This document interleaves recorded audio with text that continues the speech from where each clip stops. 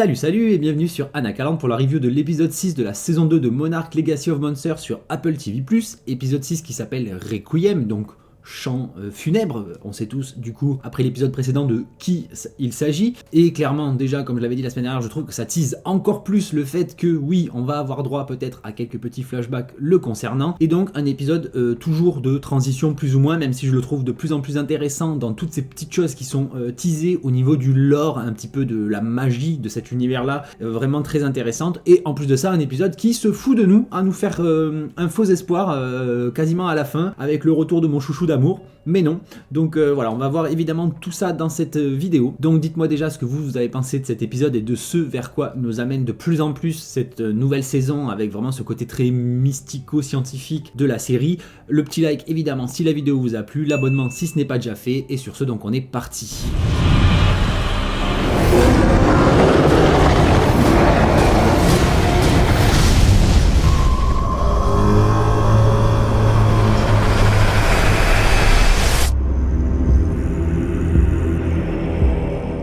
Alors, épisode 6 qui s'appelle donc comme je le disais Requiem et qui fait clairement référence au décès malheureux de Hiro dans l'épisode précédent, puisqu'on a même droit un petit peu à ses funérailles au Japon, à Tokyo. C'est assez intéressant déjà de voir qu'ils ont choisi de l'enterrer à Tokyo, sur sa terre natale entre guillemets, mais aussi près de sa deuxième famille et non pas de sa première. On n'a d'ailleurs pas la présence de sa première femme, la mère de Kate, qui est présente, même si ça peut se comprendre, hein, puisqu'elle avait déjà fait son deuil, elle s'est plus ou moins remaquée, etc. Mais ça j'en parlerai un peu plus tard, puisque d'abord je voulais commencer sur les deux entre guillemets flashback, puisqu'on a deux périodes différentes à nouveau de flashback dans cet épisode là, ce à quoi je m'attendais pas. Je pensais que ça reviendrait un petit peu plus tard, mais franchement j'ai beaucoup apprécié à nouveau, puisqu'on a d'abord donc en 1958, donc je m'attendais presque à avoir la suite, comme je le disais depuis le début de la saison quasiment, de cette histoire de Titan X, et pour l'instant ça n'a pas vraiment l'air d'être le cas, mais vu comment se termine ce flashback, il y a moyen qu'on revienne un petit peu encore en avant pour la suite, puisque là on découvre donc la création des nouveaux bureaux de Monarch à Arlington en Virginie, donc même les premiers vrais bureaux entre guillemets de Monarch, hein, ce qui étaient d'ailleurs toujours les bureaux de Monarch, puisque c'est l'endroit notamment où on avait vu Bill Randa ranger ses archives, qui ont été ensuite récupérées par Tim et surtout par Apex, qui les a volés en 2015 quand ils ont eu accès aux locaux, etc., avant que Monarch se modernise un peu plus et ait de nouveaux locaux justement. Et donc c'est assez fun, puisqu'on voit vraiment l'insouciance un petit peu après la tension qu'il y avait eu dans les épisodes précédents en 57, même avec par rapport à la relation qu'il y avait eu entre Keiko et Sho, etc. On sent qu'il y a un peu de temps qui a passé aussi depuis la dernière fois entre guillemets que Sho a vu les autres. Peut-être ils ont pris effectivement un petit peu de distance, comme on l'a vu quand il picolait, qu'il avait un petit peu sombré dans sa solitude et dans son seum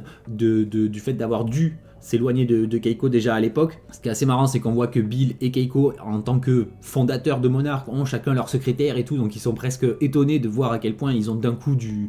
pouvoir et de l'importance, surtout Keiko qui avait tendance, rappelez-vous au tout début de la série, à toujours se plaindre entre guillemets, même si elle avait raison du fait que comme c'était une femme, on la prenait jamais au sérieux, etc. Maintenant elle est carrément directrice de Monarch avec sa secrétaire personnelle, son grand bureau, etc. Donc c'est plutôt cool, plutôt sympa, et tout ça évidemment est la conséquence et le résultat de leurs observations qu'ils ont fait du Titan X au Pérou à Santa Soledad, puisqu'elle a réussi à prendre quelques photos qu'elle avait récupérées du coup, rappelez-vous qu'elle avait sacrifié son appareil mais pas sa pellicule, donc le fait d'avoir pu observer véritablement un titan clairement dangereux, autre que Godzilla, ça a donné un peu plus de budget, notamment par le général Pouquet pour la défense, pour la mission de Monarch. Donc jusque là tout colle parfaitement, même si j'avoue que comme je le dis je suis très frustré, j'ai très envie de savoir un petit peu quelles seront les suites de cette enquête par rapport au Titan X. Donc j'imagine que par rapport aux épisodes qui nous restent encore, il nous reste encore 4 épisodes, donc peut-être qu'on aura quand même des éléments de leur enquête de Bill et Keiko sans Sho probablement à travers le monde un petit peu pour savoir ce qu'est devenu le Titan X, même si on avait plus ou moins eu l'info comme quoi son enquête il l'avait continué après la disparition de Keiko et même de Sho, quand ils avaient découvert notamment la carte avec les archives de Bill Randa dans les locaux d'Apex, tout ça. Donc à voir ce que ça va donner, mais vu que le Titan X c'est quand même la thématique de la saison, je trouverais ça logique qu'on revoie un petit peu leur enquête concernant le Titan X, surtout que comme je le disais, à la toute fin de ce petit flashback de 58, Sho et Keiko notamment sont en train même de préparer leur mission pour le Kazakhstan, qui va avoir lieu quelques mois plus tard, et donc c'est la mission dans laquelle Keiko va disparaître. Donc s'ils sont déjà sur cette mission là, je vois pas comment ils pourraient revenir à celle du Titan X ou voilà, donc peut-être qu'on va encore revenir un petit peu en avant de quelques mois quand Keiko et Bill enquêtaient de leur côté, donc ça on verra. Mais au-delà de ça, ce flashback était très intéressant concernant le personnage de Shaw, surtout avec le gros plot twist qu'on a eu à la toute fin de l'épisode. Mais donc quand on voit par exemple justement Bill et Keiko qui s'installent dans leurs nouveaux locaux, on sent clairement le malaise entre Shaw et elle. Shaw d'ailleurs annonce qu'il a été réaffecté, finalement il change de poste, il va bosser, c'est lui-même d'ailleurs qui l'a demandé, il va bosser directement avec le général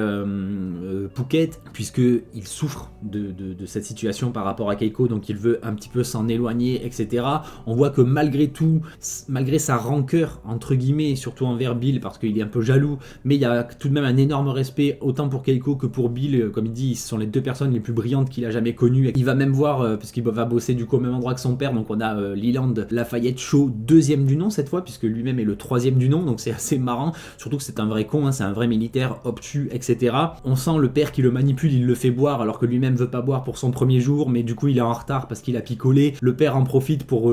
passer entre guillemets au-dessus de lui et lui trouver une nouvelle affectation, parce que pour qu'il soit moins planqué, parce que c'est vrai que bosser pour Puckett, en gros il aurait supervisé plus ou moins Monarch, mais de loin et un peu dans un bureau, et son père lui trouve une place au MAC Vietnam, donc c'est j'ai regardé sur internet, en gros c'était une espèce d'unité spéciale, un peu secrète, avec des opérations pour la guerre non conventionnelle, donc en gros les trucs de FDP, la guerre non conventionnelle, donc clairement surtout au Vietnam c'était vraiment les trucs de bâtards, donc voilà, et on sent surtout le père qui dit oui, obtus, vraiment militaire, et surtout sans aucune estime pour son fils, puisqu'il lui dit oui mais voilà t'as passé 5 ans à étudier les titans, au final qu'est-ce que t'as appris, juste que c'est des méchants monstres et qu'ils veulent survivre, mais le plus important de savoir c'est qui gagne, machin et tout, donc bref, un conte militaire, et ça fonctionne très bien, et c'est vrai que c'était un peu pris cette position par le général Puckett avant, et surtout par son second qui avait été ensuite nommé à la tête de Monarch et tout ça, mais là du coup on a le père qui lui est détaché mais est au courant de la mission, donc c'est assez sympa de voir l'opposition par rapport à Shaw, notre Shaw à nous, et surtout ça pose cette opposition du fait que voilà, il veut pas devenir comme son père, etc. Et c'est pour ça que finalement il revient à Monarch, il demande la permission d'ailleurs à Keiko, il propose justement de reprendre son poste tout en laissant absolument à 100% de côté ses sentiments pour elle et de faire comme si de rien n'était, etc. Donc on arrive sur le nouveau paradigme qu'on connaissait, et justement comme je disais, ils préparent leur mission pour le Kazakhstan dans laquelle Keiko va disparaître et tout ça. Donc j'aime beaucoup comment ça raccroche les wagons, et encore une fois ça nous donne un peu de contexte surtout sur la psychologie, sur le fonctionnement et sur les ambitions de Shaw, qui justement n'en a pas tant que ça, il préfère faire un boulot qui lui plaît et une mission pour laquelle il pense avoir une véritable importance à l'échelle du monde, à savoir Monarch, protéger le monde des titans, etc., plutôt que de monter dans les échelons, devenir probablement général dans quelques années, ou même colonel, etc., parce que je crois qu'il ne l'est pas encore justement, en faisant de la guerre sale. Voilà, au final il choisit sa mission, il choisit plutôt l'honneur et voilà, une mission de valeur plutôt que juste la progression dans sa carrière, donc ça c'est plutôt cool, surtout encore une fois par rapport à ce qui va se passer à la toute fin de l'épisode. Et ensuite, autre petit flashback avec lequel l'épisode avait vraiment commencé, et pour le coup ça je m'y attendais puisque je vous en avais déjà parlé, je disais qu'il y aurait forcément un moment où on allait avoir quelques informations sur les 2 ans qui se sont passés, notamment concernant Hiro et Kentaro, peut-être même avec Apex, etc., pendant que les autres étaient dans l'Axis Mundi à la fin de la première saison, avant de réapparaître en 2017 sur Skull Island. Et donc on a eu un petit peu de ça, surtout que là c'est vraiment juste 2 semaines à peine avant les événements du présent, donc c'était vraiment quelques jours, probablement même la veille, parce qu'ils disent on va tester notre appareil demain et tout, donc c'était vraiment juste avant le retour de Kate, Shaw,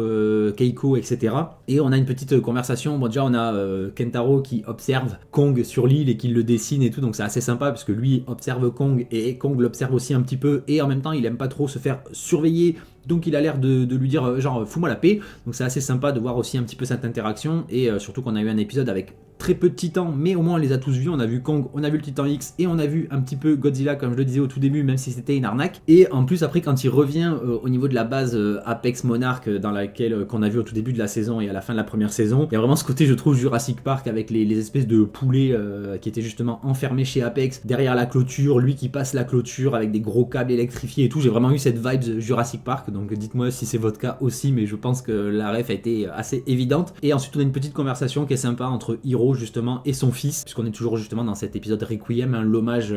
à Hiro, et on voit que Hiro est vraiment fier de son fils, fier de ses dessins. D'ailleurs il lui demande s'il peut lui prendre son dessin de Godzilla qu'il trouve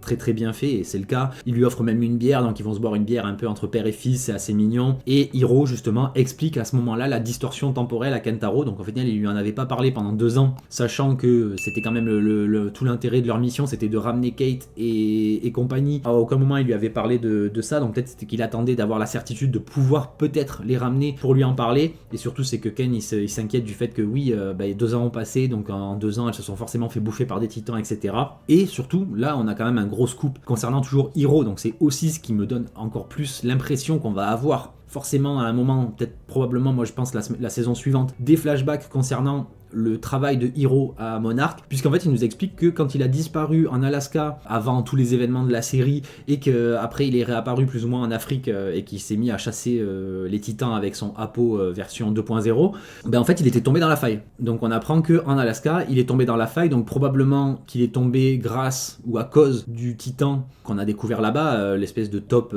qui absorbe le froid, qui d'ailleurs je sais plus si j'en ai déjà parlé, mais je le place là au cas où, et puis j'en reparlerai de toute façon dans ma chronologie qui est en préparation, qui j'espère vous plaira. Mais je pense que c'est le titan qui est baptisé Scylla dans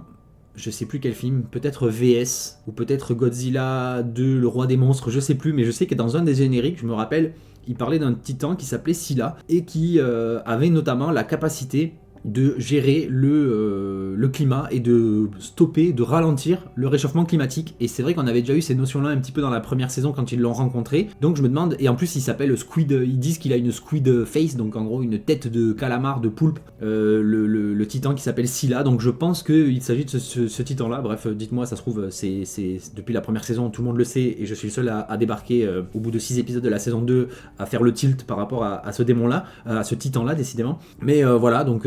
Scylla, et en gros il serait tombé dans la faille, il aurait passé une journée à peine dans l'Axis Mundi, donc il n'est pas tombé sur sa mère, il n'a pas rencontré sa mère et tout, ça aurait quand même réglé pas mal de soucis, et il est ressorti 1 an plus tard en Afrique. Donc comment ça, on ne le sait pas encore, probablement qu'effectivement ce sera quelque chose qu'on aura un jour dans un flashback, pourquoi pas. Même si on peut imaginer que c'est peut-être Godzilla justement, puisque c'était aussi le titan qui avait réagi et qui était en Afrique avec lui, enfin quand on l'a retrouvé en Afrique et tout, donc ça se trouve c'était Godzilla qui l'avait fait ressortir, etc. On ne sait pas trop, surtout que l'épisode tend à nous dire que en fait si on voit pas Godzilla depuis le début, c'est parce qu'en fait il est dans l'Axis Mundi, en gros quand il est venu probablement, et qu'il a aidé à faire sortir Kate, Keiko, etc. pour affronter le dragon Ion, probablement qu'il y est resté en fait, et qu'il est resté dans l'Axis Mundi pour se reposer, peut-être, allez savoir, et que du coup ce serait la raison pour laquelle Godzilla n'est toujours pas intervenu concernant le Titan X. Donc encore une fois j'aime beaucoup toute la construction qui est faite autour de ce lore, même si effectivement il va falloir un jour nous expliquer cette différence entre l'Axis Mundi et la Terre Creuse, mais j'imagine qu'ils le feront et qu'ils le feront très bien, ou alors pas du tout, et tant pis, on sera obligé de se contenter de ça. Mais donc voilà, donc pas mal d'informations sur ces différents flashbacks, autant sur la personnalité des personnages et sur ce qu'ils peuvent nous offrir plus ou moins pour l'avenir, et en même temps pas mal de lore. Et ensuite, donc comme je disais, on revient au présent, à Tokyo, pendant l'enterrement de Hiro, avec la cérémonie très sympa, très belle en tout cas, des funérailles. On voit que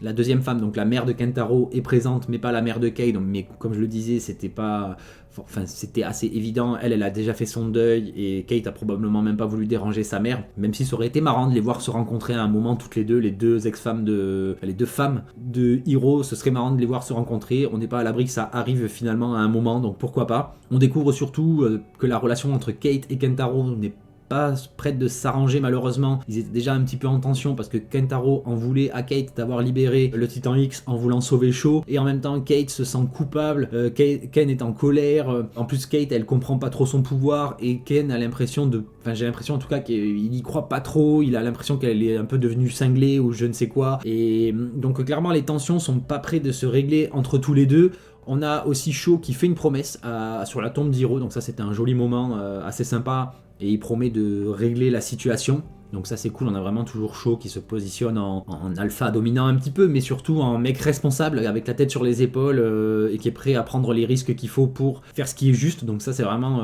ce que je trouve très appréciable sur le personnage de Shaw depuis le début, même s'il a toujours ce côté un petit peu cinglé et tout, donc c'est toujours une dichotomie que je trouve cool. Il est à la fois responsable et à la fois un petit peu taré, donc c'est parfait. Et ensuite je vais rester donc pour le moment sur Kentaro puisque ça passe assez vite, surtout avec cette histoire d'arnaque qu'on a quasiment à la fin de l'épisode. Mais donc Ken lui c'est complètement un peu isolé du reste du groupe, il retourne avec sa mère chez lui, il refait la rencontre justement de Mei qui est venue le rechercher, donc ça c'est assez bizarre aussi, c'est qu'on n'a pas les conséquences, même elle n'en parle pas. Qu'est-ce qui s'est passé après que tous se soient fait arrêter par Monarch sur l'île de Santa Soledad? Est-ce que les gars d'Apex sont en prison? Est-ce que Barbara, enfin bref, on sait pas trop, donc j'imagine que ça viendra pareil un peu plus tard quand on reverra Tim et compagnie, mais c'est un peu frustrant de se dire ok mais elle est là, bon en même temps elle espionnait pour Tim, donc ça pourrait expliquer le pourquoi elle est libre, mais voilà, j'aurais aimé en savoir un petit peu à ce niveau-là, mais j'ai confiance, ça finira par venir. Et donc tous les deux ils vont finalement aller boire un coup dans le bar, le fameux bar, sauf que lui-même il n'y est pas allé depuis 2 ans puisqu'il bossait avec son père, etc. Et le bar a changé. Et je trouve que ça pareil symboliquement c'est assez intéressant, c'est que le bar qui était quelque chose de très select, très classe, avec le whisky, machin, tout ça, la déco de Kentaro qui était très stylée. Bah, du coup maintenant c'est devenu un truc mainstream avec que des hipsters, des néons partout. La déco de Ken a disparu, il reste 2-3 petites origami et c'est tout. Même le bon whisky a disparu, c'est devenu voilà vraiment un truc. Voilà, son refuge en fait a disparu et donc par rapport en parallèle de la mort de Hiro, je trouve que c'est très efficace et c'est un bon moyen de montrer que même lui il est en dissonance par rapport au monde dans lequel il vit et qu'en fait il n'a plus sa place dans ce monde normal et qu'il appartient maintenant au monde de Monarch et tout, donc ça c'est plutôt cool. On voit que bon tous les deux se rapprochent un petit peu, il essaye d'embrasser Mei, elle veut pas, du coup ça part un petit peu en sucette parce que lui il est conscient qu'elle est un petit peu en train de craquer sur Kate et que Kate a aussi craqué sur elle, donc il est jaloux, etc. Donc clairement ça va pas encore une fois arranger les choses par rapport à sa sœur, avec Kate, s'il est jaloux par rapport à Mei, etc. Même si il l'acceptera je pense, mais bon dans tous les cas il va falloir qu'ils discutent un petit peu tous les deux et qu'ils se remettent d'accord, Kate et lui, voilà, qui mettent les choses un petit peu à plat pour reprendre une relation un petit peu saine. Et ensuite, tout d'un coup, après que Mei soit partie, il y a une meuf qui débarque, très très très sympa, très très jolie, etc. Et qui est très avenante, qui vient le voir et tout. Donc évidemment, dès le début, je pense que j'ai pas été le seul. On se doute qu'elle est suspecte et qu'il y a un truc qui va pas parce que, ok, Ken est très charmant, etc. Mais bon, voilà, quand même. Donc, on sent qu'elle est suspecte et effectivement, c'est le cas, puisque c'est la fille de Walter Simmons, donc le patron d'Apex. Encore une fois, celui qui va crever à la fin de Godzilla vs Kong, elle-même qui est celle qui crève pendant Godzilla vs Kong dans la Terre creuse, qui se fait smasher dans son espèce de petit vaisseau spatial. Voilà. Donc, sympa, même si elle a beaucoup changé physiquement. Mais bon, après, ça, c'est malheureusement, c'est comme ça, hein, c'est le casting. On peut pas reprendre un clone, on peut pas faire rajeunir l'actrice de l'époque du film pour. Mais bon. Voilà, c'est un détail. On a un petit peu aussi un élément qui est quand même assez intéressant aussi en sous-texte, entre guillemets, même si Kentaro a tendance à le dire ouvertement, mais il y a l'espèce d'histoire de jeu à boire à chaque fois que le jour J est mentionné à la télé, etc. Et donc ça c'est plutôt intéressant, je trouve, en termes de mettre en avant la manipulation en fait des médias qui d'un côté veut susciter la peur en faisant en sorte que jamais les gens ne puissent oublier ce qui s'est passé au jour J et en gros leur dire toutes les 5 minutes ou tous les jours ou peu importe attention, les titans sont une menace et ça peut vous tomber dessus à n'importe quel moment, etc. Et en même temps, comme le dit Kentaro, c'est aussi un moyen de les insensibiliser à ce carnage et à toutes ces morts et à rendre ça presque anodin en le montrant tout le temps. Et au bout d'un moment, c'est vrai qu'on est désensibilisé. Enfin voilà. Donc à ce niveau-là, je trouve que c'est efficace, que c'est à la fois cohérent avec le monde réel, etc. Où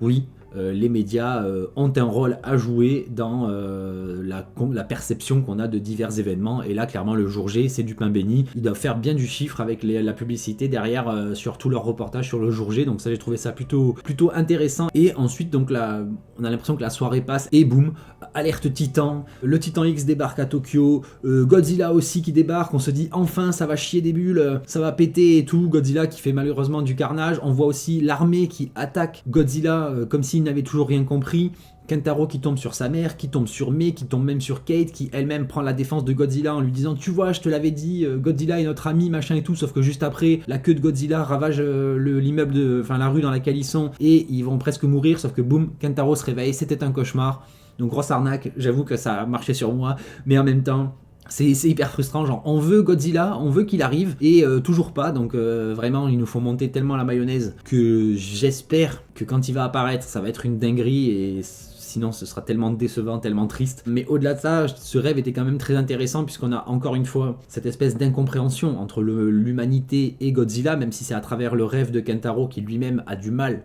à s'attacher et à accepter le rôle que peut avoir Godzilla. Et il faut pas oublier qu'on est toujours pas en 2019 et que c'est vraiment en 2019 que l'armée et compagnie va tenter de tuer Godzilla et après va s'en mordre les doigts et se dire bon finalement c'est peut-être notre pote donc on va arrêter de lui balancer des missiles à chaque fois qu'il débarque. Et surtout on a Kate qui lui dit voilà comme je disais tu vois il est notre allié machin, et Kentaro qui lui à l'inverse a peur de Godzilla. Donc c'est en fait tout ce qui ça cristallise en fait l'opposition qu'il y a entre Kate et Kentaro, au-delà de évidemment la culpabilité, la colère par rapport à la mort de leur père, la libération du Titan X, etc. Je pense que tout va se régler et se cristalliser et qu'ils pourront retrouver une véritable relation frère-sœur quand enfin Kentaro acceptera que Godzilla, la vision de Kate en fait, que Godzilla n'est pas si méchant, qu'il y a un truc, parce que elle-même Kate elle a accepté de voir le monstre qui avait détruit sa vie comme finalement un protecteur, un bienfaiteur de l'humanité, et Kentaro doit voir ça aussi pour pouvoir enfin être un véritable Randa entre guillemets et être à nouveau accepté et que la relation avec sa sœur fonctionne, même si c'est pas encore gagné puisque étant en colère, triste, etc. et juste après son cauchemar, il décide finalement d'accepter de collaborer avec Isabelle, donc la fille de Walter Simmons, pour Apex. Donc qu'est-ce que ça va donner, qu'est-ce qui va se passer, quelles seront les conséquences de cette alliance, de cette nouvelle trahison en vérité, c'est plus ou moins ça, mais je trouve ça quand même très intéressant, justement ça va l'aider je pense à aller sur le bon chemin. Pour l'instant il s'éloigne malheureusement de la bonne voie, mais ça va lui permettre de prendre conscience quand il va se rendre compte probablement qu'Apex prépare des dingueries et qu'il n'est pas du tout du bon côté. Donc à ce niveau-là, très efficace à nouveau, un épisode vraiment que j'ai trouvé assez efficace, très dense aussi, qui avait beaucoup de choses à nous raconter en creux un petit peu, donc c'était vraiment très très intéressant à ce niveau-là. Et ensuite, donc dernier arc narratif de l'épisode qui était évidemment le plus intéressant, même si tous en vérité l'étaient comme j'ai pu le dire, mais pendant les funérailles on a carrément donc le docteur Suzuki, celui rappelez-vous qui était sur l'île aux monstres, qui avait fabriqué le premier Apo à monstres, le premier téléphone à Titan comme il disait, qui débarque très très vieux du coup, puisque lui il n'a pas eu la chance d'aller dans l'Axis Mundi pour stopper son vieillissement. Et il arrive pour les funérailles de Hiro, puisqu'apparemment il connaissait Hiro, ils avaient collaboré un petit peu alors que lui avait été mis au placard de Monarque, etc. Il est choqué évidemment de découvrir, déjà de retrouver Sho, qui lui est pas aussi vieux que lui, de retrouver aussi Keiko qui elle n'a pas vieilli, donc après bon il comprend cette histoire de paradoxe temporel et c'est ce qui va permettre aussi de réavancer un petit peu sur ses recherches, donc c'est plutôt sympa et plutôt émouvant de voir ce personnage redébarquer, surtout qu'on découvre que malgré le fait qu'il ait été mis au placard, il a bossé pendant je sais plus 60 ou 70 ans, il a continué à bosser sur ses recherches, etc. Juste il n'avait pas la donnée qui était importante, à savoir le décalage temporel, la compression temporelle plutôt, mais qu'il a continué à bosser, à rester fidèle à la mission de Keiko, de Billy Randa, etc. Donc c'est plutôt cool. Et que justement c'est Hiroshi qui l'avait un petit peu sorti de sa retraite forcée en retournant collaborer un petit peu avec lui pour prouver, comme il le souhaitait à l'époque, prouver les théories de ses parents. Donc j'ai trouvé ça plutôt sympa. Ils vont évidemment chez lui pour renouer un petit peu, pour discuter de ses recherches, etc. On voit que Sho, il magouille un peu, il fait genre, il boit pas, bon ça on savait qu'il essayait d'arrêter plus ou moins de boire et tout, mais il cache l'alcool, il vide une bouteille pour, en fait c'est pour attirer du coup Suzuki à l'extérieur pour discuter sans impliquer Kate et Keiko, donc voilà, et il découvre, voilà, il discute un petit peu, on découvre qu'il y a une nouvelle version, une version un petit peu 3.0 du coup du téléphone à Titan de Suzuki, mais qui ne fonctionne pas parce que comme je disais il n'avait pas les données par rapport à ça. Et on comprend que Sho, d'un côté, il veut s'en servir pour éloigner les titans d'une grande ville, donc le taf que devrait faire Monarch et que ne fait pas, en même temps parce qu'ils n'ont plus la peau à monstre, puisque c'est ce qu'il voulait faire déjà avec la peau de Hiro avant qu'il se fasse voler par Apex. Et en plus de ça, surtout, son objectif, c'est clairement, comme il le dit, de faire venir Godzilla, parce qu'il veut que ce soit Godzilla qui fume le Titan X, ce que tout le monde veut, on veut tous ça, évidemment. On a même un petit peu une petite dispute par rapport entre eux deux, les deux mecs, et Kate et Keiko surtout, quand ils disent, mais en gros vous voulez quoi, vous voulez qu'ils se battent entre eux mais c'est dangereux, etc. Mais nous aussi on veut qu'ils se battent entre eux, donc oui,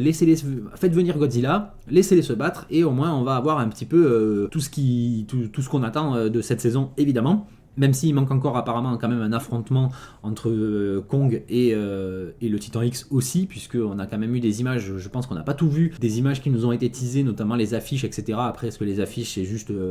du marketing? Mais voilà, donc clairement, on n'est pas prêt pour les dingueries qui vont arriver dans la suite de la saison. On a aussi un élément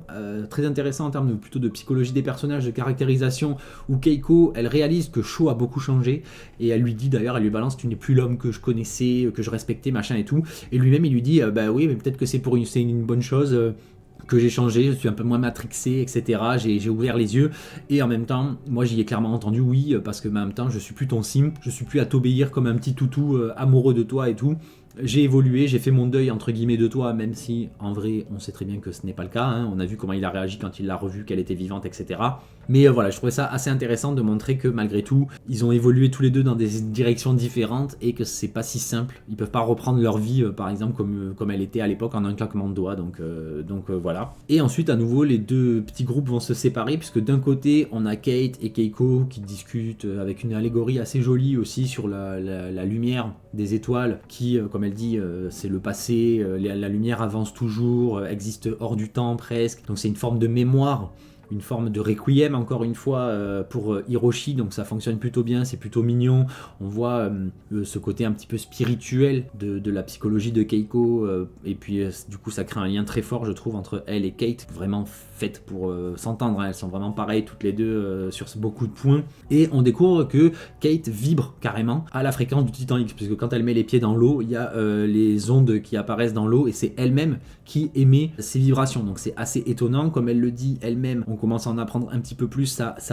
a commencé au moment où Kate a libéré le Titan X en sauvant Shaw, donc est-ce que c'est la faille, vu que c'est un truc vraiment voilà, de l'énergie, on sait pas trop, est-ce que ce serait la faille qui les aurait connectés, elle qui serait à côté de l'émetteur qui a balancé justement l'énergie qui a ouvert la faille, et lui qui est sorti de la faille, est-ce que ça aurait créé un lien justement dans leur bioacoustique, comme je le disais la semaine dernière, et qu'en gros leurs fréquences biologiques se sont plus ou moins harmonisées, donc ça pourrait être une bonne explication, et pas juste un ta gueule c'est magique, elle a des super pouvoirs, etc. Peut-être une sensibilité seulement, donc ce serait assez intéressant. Surtout ce qui est cool, c'est de voir que Keiko, elle croit sa petite fille, contrairement aux autres qui la prennent à moitié, comme je disais, pour une folle, et qui essayent pas trop vraiment de comprendre ce que ça pourrait être, et ils décident de faire une expérience, donc ça c'était assez fun aussi de la voir avec tous ces appareils, Keiko un peu à l'ancienne, à vouloir étudier la fréquence qui a été mise de Kate pour capter la fréquence justement du Titan X, et à nouveau très beau moment d'humanité de la part de Kate, puisque quand elle entend la voix du Titan X, elle, ce qu'elle capte, ce qu'elle comprend, c'est de la peur et de l'inquiétude, et pas juste de la... Voilà, enfin c'est pas elle qui a peur, c'est qu'elle sent que le titan lui-même a peur et qu'il est déboussolé, qu'il est perdu, probablement effectivement parce qu'il est revenu dans le monde avant la bonne date, ou que le monde a trop changé sur les 15 dernières années pendant lesquelles il a disparu, et que du coup il est perdu, ou que sais-je, mais dans tous les cas c'est assez intéressant de voir que ce titan n'est pas juste un monstre destructeur, etc., même s'il faut qu'il s'en prenne, qu'il se fasse éclater, parce que si on n'a pas un autre combat de titan épique, ce serait nul, mais après pas forcément le tuer, peut-être juste le renvoyer justement dans l'Axis Mundi ou ailleurs, dans la Terre creuse, peu importe, mais dans tous les cas il faut qu'on ait de la bagarre, sinon moi je vais être frustré. Mais je trouve ça cool de nous montrer encore une fois que Kate elle a de la compassion pour les monstres, alors que les monstres ont détruit sa vie littéralement, surtout Godzilla, et voilà, donc je trouve que ça fait un super lien, même par rapport au film, avec le personnage, comme je disais aussi la semaine dernière, de Serizawa. J'aimerais bien, honnêtement, j'aimerais bien un moment dans la série que Keiko parle de Serizawa, rencontre Serizawa, je ne sais pas, mais qu'il y a un truc, parce que le personnage de Serizawa a été justement l'équivalent de Keiko dans les films chez Monarch, donc voilà, assez curieux là-dessus. Et l'épisode du coup se termine avec Shaw et Suzuki qui sont sur la montagne dont j'ai oublié le nom au Japon, là où lui-même était réapparu, donc on sait qu'il y a une faille ici, elle est carrément dans le creux comme un volcan, puisque c'est un volcan, mais voilà, elle est dans le cratère, la faille, et ils décident donc d'essayer leur nouvelle technique, là, leur nouveau téléphone à monstre 3.0 pour peut-être faire venir Godzilla.